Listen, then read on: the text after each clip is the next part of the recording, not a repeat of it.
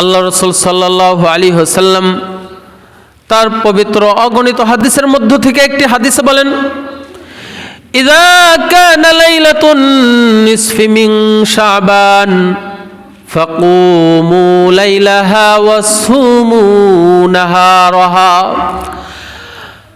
আল্লাহ রাব্বুল আলামিন বলেন, আল্লাহ রাসূল সাল্লাল্লাহু আলাইহি ওয়াসাল্লাম বলেন, ইযা কানা লাইলাতুন নিসফি মিন শাবান, যখন শাবান মাসের মধ্যম রজনী, মধ্যরাত, মধ্যম চলে আসে, অর্থাৎ 14 তারিখ দিবাগত রাত, 15 তারিখ চলে আসে, অর্থাৎ শবে বরাতের রাত। ফাকুমু লাইলাহা, তাহলে তোমরা রাত্রি জাগরণ করো। রাত্রি জাগরণ করার অর্থ হলো তোমরা এই রাত্রে বেশি বেশি করে নফল ইবাদত করো। আসুমু নাহারাহা, আর তোমরা পরের দিন অর্থাৎ শবে বরাতের যে দিনটা আসবে সেই দিন তোমরা রোজা রাখো। ফাইন্নাল্লাহ তাআলা আযজা ওয়া জাল্লা আনজিলু ফিস সামাঈদ দুনিয়া, কেননা আল্লাহ রাব্বুল আলামিন এই রাত্রিতে দুনিয়ার আসমানে চলে আসেন। সুবহানাল্লাহ। আল্লাহ রাব্বুল আলামিন এই শবে বরাতের মধ্যে দুনিয়ার আসমানে অর্থাৎ সপ্তম আসমানে থেকে প্রথম আসমানে চলে আসে, এসে বলে থাকে, আলা মিন মুস্তাগফিরিন ফাগফির লাহু, আলা মিন মুস্তারজিকিন ফারযুকহু, আলা মিন মুবতালান ফাওয়াফিয়াহু ফিহি, আলা কাযা আলা কাযা আলা কাযা হাত্তা ইয়াতলু আল ফজর। আল্লাহ রাব্বুল আলামিন সপ্তম আসমান থেকে নিয়ে শুরু করে প্রথম আসমানে চলে আসেন। এ কথার অর্থ হলো আমাদের ঈমান বা আকীদা হলো যে আল্লাহ রাব্বুল আলামিন সদা সর্বদা সর্বস্থানে বিরাজমান। কথা বলুন ঠিক কিনা? কিন্তু সপ্তম আসমান থেকে প্রথম আসমানে চলে আসার অর্থ হলো যে আল্লাহ রাব্বুল আলামিন বান্দার খুব নিকটবর্তী চলে আসে, এসে বলে থাকেন, আলা মিন মুস্তাগফিরিন ফাগফির লাহু। ও আমার বান্দারা, তোমরা কারা গুনাহগার আছো? ও আমার গুনাহগার বান্দারা, তোমার যারা গুনাহ করেছো তোমরা গুনাহ থেকে আমার কাছে মুক্তি চাও, আমার কাছে ক্ষমা প্রার্থনা করো। ফাগফির লাহু, আমি তোমাদের গুনাহগুলোকে ক্ষমা করে দেব। সুবহানাল্লাহ। আলা মিন মুস্তারজিকিন ফারযুকহু, তোমরা কে আছো তোমাদের অভাব, তোমাদের রিজিকের প্রয়োজন, তোমাদের ধন সম্পদের প্রয়োজন, তোমাদের ধন সম্পদ অট্টালিকার প্রয়োজন, তোমরা আমার কাছে চাও, আমি তোমাদের রিজিক দিয়ে দেব। সুবহানাল্লাহ। আলা মিন মুবতালিন ফাওয়াফিয়াহু ফিহি, তোমরা কে কোন বিপদে আছো, তোমরা কে অসুস্থ, তোমরা কোন রোগ ব্যাধিতে আছো, তোমাদের কি সমস্যা, তোমরা বান্দা তুমি তোমাদের সমস্যার কথা আমার কাছে বলো, আমি তোমাদের সকল সমস্যাকে তুমি সমাধান করে দেব। সুবহানাল্লাহ। আলা মিন মুবতালিন ফাওয়াফিয়াহু ফিহি, তোমরা যে যে সমস্যার মধ্যেই থাকো না কেন আমাকে বলো, আমি তোমাদের সমস্যার সমাধান করে দেব। এইভাবে আল্লাহ রাব্বুল আলামিন আমাদেরকে ডাকতে থাকবেন আর বলতে থাকবেন, তোমাদের কার কি প্রয়োজন শুধুমাত্র আমাকে একবার বলো, একবার বলো, আমি তোমাদের সকল চাওয়া পাওয়াকে আমি পুরা করে দেব। সুবহানাল্লাহ। তাহলে প্রিয় মুআজ্জাজ হাজিরিন, আমরা এই হাদিসের মধ্যে পাইলাম যে এই রাত্রিতে হাদিস এবং ফিকহে কিতাবের মধ্যে এই শবে বরাত বা লাইলাতুন নিসফি মিন শাবান, এই রাত্রিতে বিশেষভাবে 6টি আমলের কথা পাওয়া যায়। কয়টি আমলের কথা? 6টি আমলের কথা।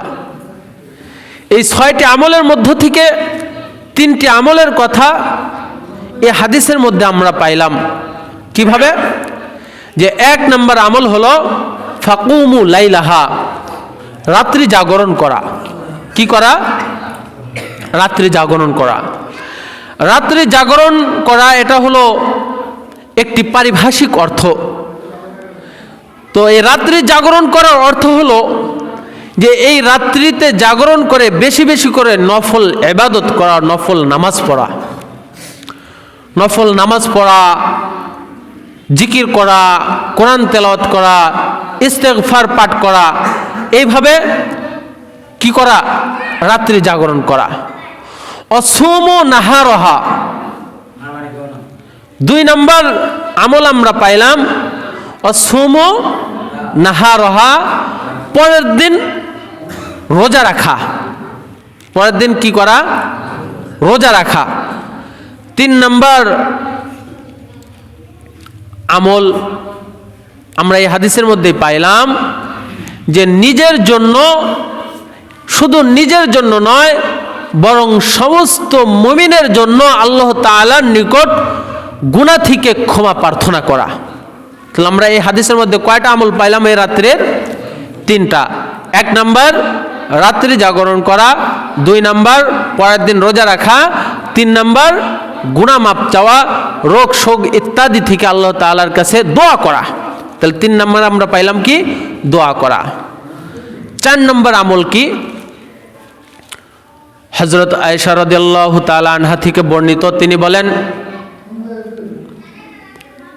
লাইলাতুন নিসফি মিন শাবান, শবে বরাতের রাত্রিতে আল্লাহর রাসূল সাল্লাল্লাহু আলাইহি ওয়াসাল্লাম আমার ঘরে আসলেন। আমার ঘরে আসার পরে তিনি তার জুব্বা মোবারক খুলে ফেললেন, তার জামা খুলে ফেললেন। তার জামা খোলার পরে তিনি আমার বিছানায় না এসে আবার তিনি জামা পরিধান করে বের হয়ে চলে গেল। সুবহানাল্লাহ। আমার সম্মান বোধে আমার আঘাত লাগলো, আমি একটু কষ্ট পাইলাম যে আল্লাহ রাসূল আমার ঘরে এসে জামা খোলার পরে আমার কাছে না এসে আবারও জামা পরে সে বের হয়ে চলে গেল। আমি মনে করলাম হয়তোবা সে অন্য কোনো স্ত্রীর ঘরে আজকে রাত্রি যাপন করবে, যে আল্লাহ রাসূল অন্য কোনো স্ত্রীর ঘরে যাইবে।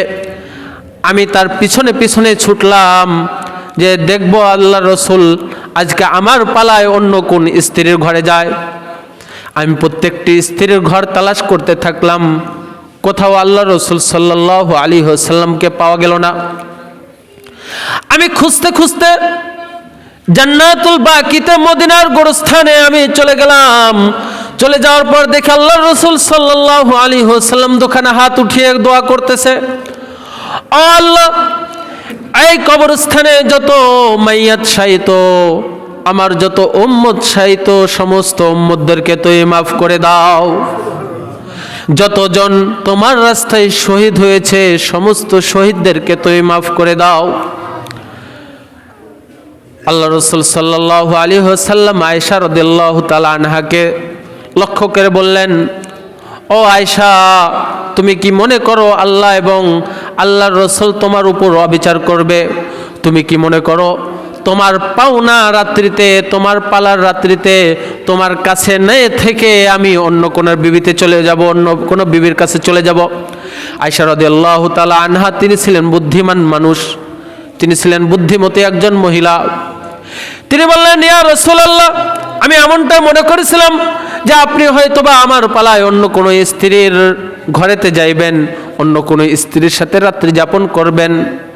বর্তমানের মহিলারা হলে কিভাবে বলতো যে না না, আমি কখনোই এমনটা বলতে পারি না, আমি কিভাবে আপনাকে অবিশ্বাস করতে পারি যে আপনি আমার পালায় অন্য কোনো স্ত্রীর ঘরে যাইবেন? কথা বলেন ঠিক কিনা? কারণ বর্তমানের মহিলারা তো ছলনাময়। কথা বলেন ঠিক কিনা?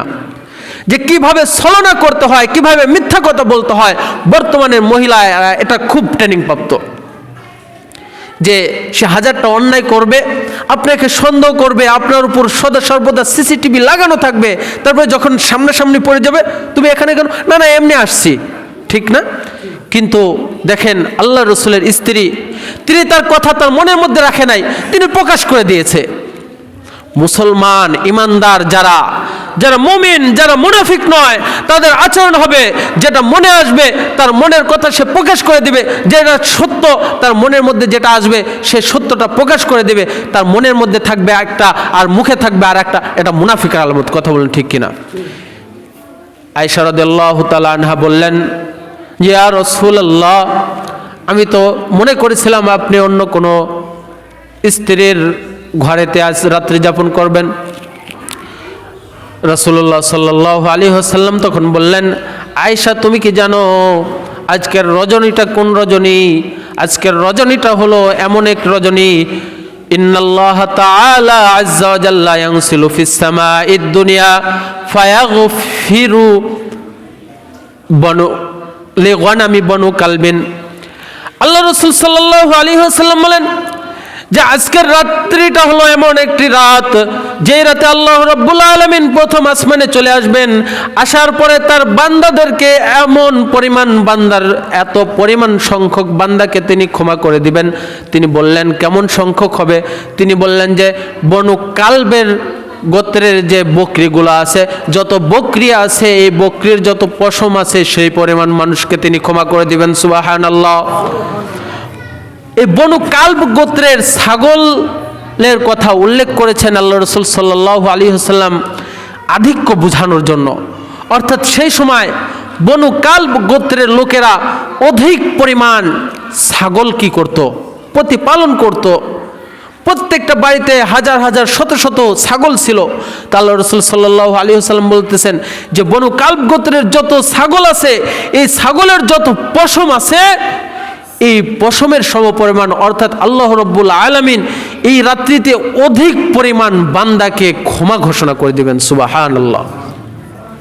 তাহলে আমরা এই হাদিস থেকে আমরা আরেকটি আমলের কথা পাইলাম যে এই রাত্রিতে কি করা, যে শুধু নিজের জন্য নয়, বরং অন্য মানুষের জন্য, অন্য মুমিনের জন্য কি করা, ক্ষমা প্রার্থনা করা, দোয়া করা।